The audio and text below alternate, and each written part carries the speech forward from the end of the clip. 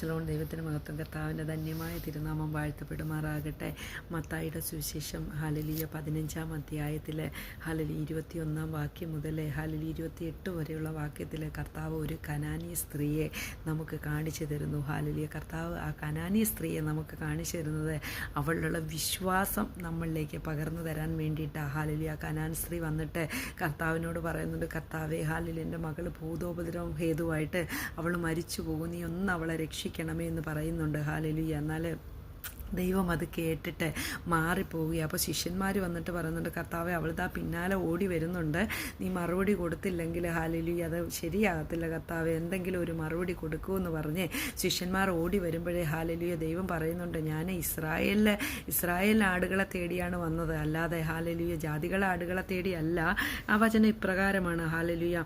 അതിന് അവൻ, ഇസ്രായേൽ ഗൃഹത്തിലെ കാണാതെ പോയ ആടുകളുടെ അടുക്കലേക്ക് അല്ലാതെ എന്നെ അയച്ചിട്ടില്ല എന്ന് ഉത്തരം പറഞ്ഞു. കണ്ടോ, കർത്താവ് പറയുക, എന്നെ അവളുടെ അടുക്കലൊന്നും അയച്ചിട്ടില്ല, ഞാൻ ഇസ്രായേലിൻ്റെ ജനത്തിൻ്റെ അല്ലെങ്കിൽ ആടുകളെ തേടിയാണ് വന്നതെന്ന് കർത്താവ് പറയുന്നുണ്ട്. അപ്പോഴേ അവൾ വീണ്ടും കരഞ്ഞുകൊണ്ട് കർത്താവിൻ്റെ പിന്നാലെ വരിക. ഹല്ലേലൂയ. അവൾക്കൊരു വിശ്വാസമുണ്ട് കർത്താവ് മനസ്സിലുള്ള ദൈവമാണെന്ന്. ഹല്ലേലൂയ. അവൾക്കൊരു വിശ്വാസമുണ്ട് കർത്താവ് വിടുവിക്കുന്ന ദൈവമാണെന്ന്. അവൾക്കൊരു വിശ്വാസമുണ്ട് കർത്താവ് തൊട്ടാലേ ഹല്ലേലൂയ അല്ലെ കർത്താവിൻ്റെ ഒരു വാക്ക് മൂലം എൻ്റെ മകൾക്ക് ഹല്ലേലൂയ സൗഖ്യം വരുമെന്നുള്ള ആഴത്തിലുള്ള ഒരു വിശ്വാസം ആ കനാൻ സ്ത്രീയുടെ മേൽ ഉണ്ടായിരുന്നു.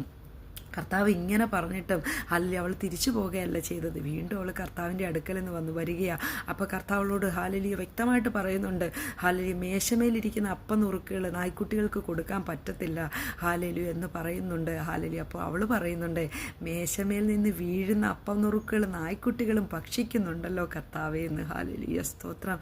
എത്ര ആഴത്തിലാണ് അവൾ കർത്താവിനെ വിശ്വസിക്കുന്നത്. ഹല്ലേലൂയ. ഇന്ന് പകൽക്കാലം ഹല്ലേലൂയ എല്ലാം പ്രതികൂലമായിട്ടും എല്ലാം പ്രതിസന്ധികളിലൂടെ കടന്നുപോയിട്ടും വിശ്വാസത്തെ മുറുകെ പിടിച്ചിരിക്കുന്ന ആരോ എന്നെ കേൾക്കുന്നുണ്ട്, ആരോ എന്നെ ശ്രദ്ധിക്കുന്നുണ്ട്. അവരോട് ദൈവത്തിൻ്റെ പരിശുദ്ധാത്മാവ് വ്യക്തമായിട്ട് പറയുക, നിൻ്റെ വിശ്വാസം നീ മുറുകെ പിടിച്ചിരിക്കുക. ഹല്ലേലൂയ. ഒരു പ്രതിഫലമുണ്ടാകും. നിശ്ചയം നിൻ്റെ പ്രത്യാശയ്ക്ക് ഭംഗം വരത്തില്ല. ഹല്ലേലൂയ. ദൈവപ്രവൃത്തി നിൻ്റെ ജീവിതത്തിൽ വെളിപ്പെടുവാൻ തയ്യാറായി.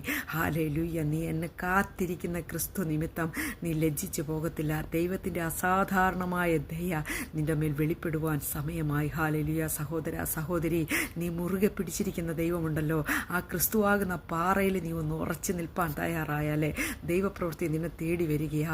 ഹല്ലേലൂയ. ഇനി കാലതാമസം എടുക്കത്തില്ല.